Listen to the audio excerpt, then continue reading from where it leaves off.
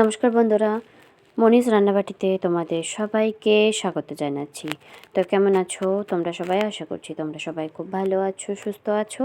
তো আজকে আমি তোমাদের সাথে শেয়ার করব দুধ চিতইয়ের রেসিপি। তো তোমরা লাস্ট অবধি রেসিপিটা অবশ্যই দেখতে থাকো। আশা করছি রেসিপিটা তোমাদের খুব ভালো লাগবে। তোমাদের কাছে রিকোয়েস্ট রইল আমার, তোমরা রেসিপিটা লাস্ট অবধি দেখতে থাকো।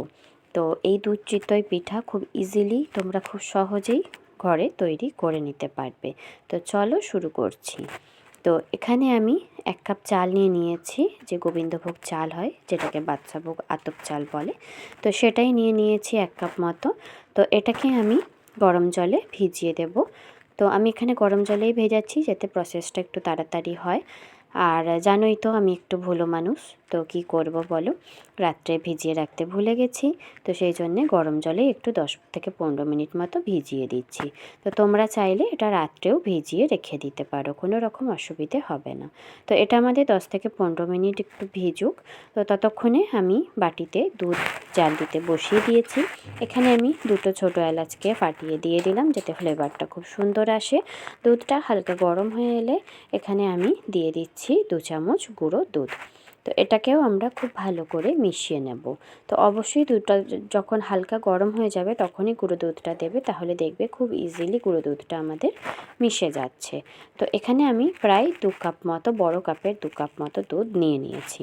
তো এটাকেই আমি জাল দিয়ে একটুখানি জাল দিয়ে নেব, ওই 3 থেকে 4 মিনিট মতো, যাতে আমাদের দুধটা খুব ভালো করে মিক্স হয়ে যায়, আর খুব ভালো করে যাতে হালকা একটু ঘন ঘন মতো হয়ে যায়। তো দুধটা আমাদের জাল করা হয়ে গেছে। তো গ্যাস বন্ধ করে দিয়েছি। এবারে আমি এখানে দিয়ে দিচ্ছি একটু খেজুরের গুড়। তো বুঝতেই পারছো, খেজুরের গুড় দিলে অনেক সময় দুধটা কেটে যেতে পারে। তো সেই জন্যে আমি গ্যাস বন্ধ করেই কাজটা করেছি। তোমরা চাইলে এটা আগেও গ্যাস জ্বালিয়ে করে নিতে পারো, তবে খেজুরের গুড়ের কোনো ভরসা থাকে না, কোনো গ্যারেন্টি থাকে না কোনটা ফেটে যাবে কি হবে। তো সেই জন্যে আমি একটু গ্যাসটা বন্ধ করে এটাকে গুড়টাকে দিয়ে দিয়েছি। দুধটাও হালকা উষ্ণ গরম আছে, তো সুতরাং আমাদের গুড়টা গলতেও খুব ইজি হয়ে যাবে। তো এটা আমাদের সাইডে থাকুক। তো চলো, এসব করতে করতে আমাদের প্রায় 10 থেকে 15 মিনিট হয়ে গেছে। আমাদের চালটাও প্রায় খুব সুন্দরভাবে ভিজে উঠেছে, দেখতেই পাচ্ছ একদম পুরো সাদা সাদা হয়ে গেছে। তো চালটাও আমাদের খুব ভালো করে ভিজে গেছে, হাত দিয়ে ভাঙলেও খুব সুন্দরভাবে ভেঙে যাচ্ছে। তো এটাকে আমি একটু ভালো করে 3-4 বার জল বদলে বদলে একদম পরিষ্কার করে ধুয়ে নেব, যাতে চালে কোনো নোংরা বা দানা কিছু না থাকে। তো এবারে আমি একটা মিক্সার জার নিয়ে নিয়েছি, এখানে আমি সব চালটাকে নিয়ে নিচ্ছি। এটাকে আমরা একদম ফাইন একটা পেস্ট তৈরি করে নেব। তো সেই জন্যে সব চালটাকে আমরা নিয়ে নিলাম। এবারে এখানে আমি গরম জল দিচ্ছি। অবশ্যই গরম জল দেওয়ারই চেষ্টা করবে, তাহলে আমাদের যে পেস্টটা সেটা খুব সুন্দর তৈরি হবে। যেহেতু আমাদের চালটাও গরম আছে, আর যে জলটা দিলাম সেটাও যেহেতু গরম, তো খুব সুন্দরভাবে আমাদের দেখো পেস্টটা রেডি হয়ে গেছে। তো একটা বাটি নিয়ে নিয়েছি আমি, বাটির মধ্যে আমাদের যে পেস্টটা চালের সেটা আমি দিয়ে দিলাম। তো এটাকে দিয়ে আমি ভালো করে একটুখানি মিক্স করে নিচ্ছি। তো দেখতেই পাচ্ছ ঘনত্বটা কতটা ঘন রয়েছে। তো এতটা ঘন আমাদের দরকার নেই, অল্প অল্প গরম জল দিয়ে এটার আমরা একটা পাতলা লিকুইড করে নেব। তো মিক্সার বাটিটা ধুয়ে আমি একটু গরম জল দিয়ে দিচ্ছি। তো একেবারে জল দেবে না, আস্তে আস্তে একটু একটু করে দেবে, যতটা প্রয়োজন মনে হবে ঠিক ততটাই দেবে। খুব বেশি জল দেবে না, খুব বেশি এটা পাতলাও হবে না, আবার খুব বেশি এটা ঘনও হবে না। তোমরা টেক্সচারটা দেখলে আশা করি বুঝতেই পারবে যে এটার টেক্সচারটা কেরম থাকবে। তো এটা আমাদের ভালো করে গোলা হয়ে গেছে। তো একটুখানি আমি নুন দিলাম, যেহেতু মিষ্টি জিনিসে একটু নুন দিলে ভালো লাগে। তো সেই জন্যে এখানে একটুখানি আমি নুন দিচ্ছি, নুন দিয়ে একটু নাড়াচাড়া করে নিচ্ছি। তো তোমরা চাইলে নুনটা স্কিপও করতে পারো, কোনো রকম অসুবিধা হবে না। যদি পছন্দ না করো নুনটা স্কিপ করে দেবে। তো এইভাবে আমরা নেড়ে আমাদের চালের যে লিকুইডটা পেস্টটা, সেটা আমরা এই ঘনত্বে রেডি করে নিয়েছি। তো এবারে আমরা এখানে দেব বেকিং পাউডার। তো বেকিং পাউডারটা দেওয়ার পর এটাকে আমরা ভালো করে মিক্স করে নেব। তো অবশ্যই মনে খেয়াল রাখবে, বেকিং পাউডারটা অবশ্যই ফ্রেশ নেওয়ার চেষ্টা করবে, যাতে এর এক্সপায়ারি ডেট যাতে না চলে যায়। একদম ফ্রেশ নেওয়ার চেষ্টা করবে, তাহলে দেখবে তোমাদের পিঠেগুলো খুব সুন্দরভাবে তৈরি হয়ে যাবে। তো এটা যতটা তোমরা মিক্স করতে থাকবে তত দেখবে যে আমাদের যে ব্যাটারটা সেটা একদম হালকা হয়ে ফ্লাফি হয়ে উঠেছে। তো সেই পর্যায়ে যতক্ষণ না আসছে ততক্ষণ তোমরা মিক্স করতে থাকবে। তো যদি তোমরা বেকিং পাউডার বা বেকিং সোডার রেসিপি চাও আমার চ্যানেলে অবশ্যই আছে, তোমরা ডেসক্রিপশন বক্সে গিয়ে আমার চ্যানেলে লিঙ্কটা পেয়ে যাবে। ডেসক্রিপশন বক্সে বেকিং সোডা আর বেকিং যে পাউডার আমি কী করে তৈরি করেছি বা ঘরে না থাকলে কি করবে সবটাই তোমরা জেনে নিতে পারবে আমার ওই ভিডিওতে। তো অবশ্যই যদি চাও তো ভিডিওটা গিয়ে তোমরা দেখে নিতে পারো। তো এইভাবে মিক্স করতে করতে দেখো আমাদের ব্যাটারটা একদম খুব সুন্দরভাবে তৈরি হয়ে গেছে, একদম কোনো লাম্পস নেই দেখতেই পাচ্ছ। আর খুব পাতলাও না খুব ঘনও না। দেখো তোমরা টেক্সচারটা আশা করি বুঝতে পারছো যে কতটা সুন্দর আমাদের টেক্সচারটা রেডি হয়ে গেছে। তো এবারে এটাকে আমরা সাইডে রেখে দিচ্ছি। দিয়ে এবারে আমাদের যে আপ্পাম প্যান সেটাও আমরা গরম করতে বসিয়ে দিয়েছি।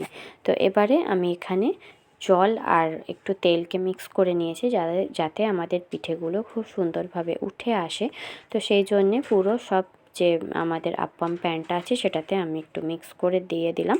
তো দিয়ে এখানে আমি ব্যাটারটা একটু একটু করে দিয়ে দিচ্ছি।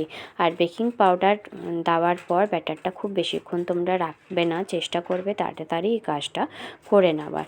তো আমরা সব প্যানে সব আমাদের যে ব্যাটারটা পুরোটাই আস্তে আস্তে আমরা দিয়ে দিচ্ছি, দেখতেই পাচ্ছ। তো খুব বেশি ভরে দেবে না, একটু ফাঁকা করে দেবে, এটা ফুলে অনেকটা আমাদের উঠে যাবে। তো সেই জন্য একটু ফাঁকা ফাঁকা করেই দেওয়ার চেষ্টা করবে। তো এটা আমাদের সবটা দেওয়া হয়ে গেছে। তো এবারে এটাকে আমরা ঢেকে রেখে দিচ্ছি 5 থেকে 6 মিনিট মতো, তাহলেই দেখবে আমাদের পিঠেগুলো সব খুব সুন্দরভাবে রেডি হয়ে গেছে। তো দেখতেই পাচ্ছ আমাদের উপরের পিঠেটা শুকনো হয়ে গেছে।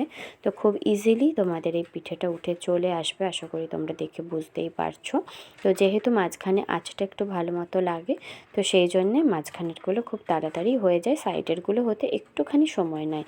তো সব পিঠেগুলোকে আমি আস্তে আস্তে তুলে নিচ্ছি। তো আমি তোমাদেরকে ভেঙেও দেখাচ্ছি যে আমাদের যে পিঠেটা কতটা সুন্দর জালিদার আর কতটা সুন্দর সফট হয়েছে। তো দেখে আশা করি তোমরা বুঝতেই পারছো, একদম গরম আছে। আমি সেই অবস্থাতেই তোমাদেরকে দেখিয়ে দিলাম যে কতটা সুন্দর আমাদের পিঠেটা রেডি হয়ে গেছে। তো আমাদের যে দুধটা আমরা জাল করে রেখেছিলাম সেই দুধটার মধ্যে আমরা এক এক করে এই পিঠেগুলো দিয়ে দেব। তো বাকি যে আর যে আমাদের পিঠেগুলো রয়েছে সবগুলোকেই আস্তে আস্তে তুলে নিচ্ছি। তো খুব দেখবে ইজিলি আমাদের পিঠেগুলো উঠে আসবে, কোনো রকম অসুবিধেই তোমাদের হবে না পিঠেগুলো ওঠাতে। খুব ইজিলি আমাদের এই চিতই পিঠা খুব ইজিলি উঠে আসে। যে প্লেন চিতই পিঠার রেসিপিও আমার চ্যানেলে দেওয়া আছে, তোমরা চাইলে গিয়ে দেখে নিতে পারো, তাহলে বুঝতে পারবে প্লেনটা আমি কিভাবে করেছি।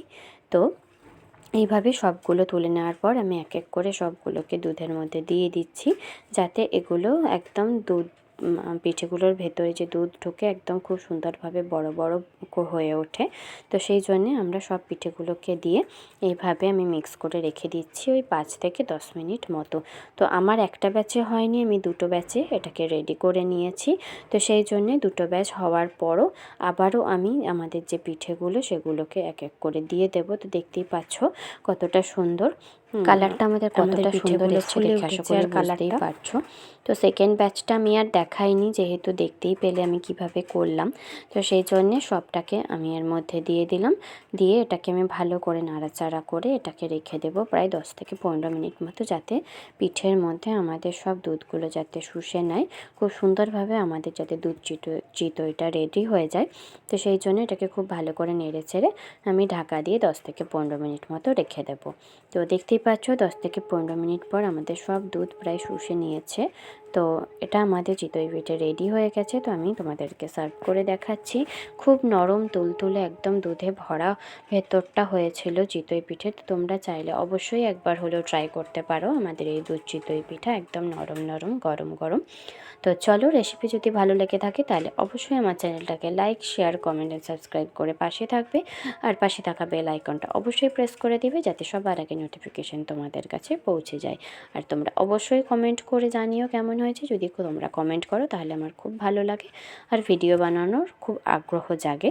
তো সেই জন্যে তোমাদেরকে সবাইকে রিকোয়েস্ট করছি তোমরা একটু কমেন্ট করতে থাকো যে আমার রেসিপি তোমাদের কেমন লাগলো। তো চলো, দেখা হচ্ছে পরের দিন অন্য আরেকটা রেসিপি নিয়ে। ততক্ষণ সবাই সুস্থ থেকো, ভালো থেকো, আমার রেসিপি দেখতে থেকো। টাটা।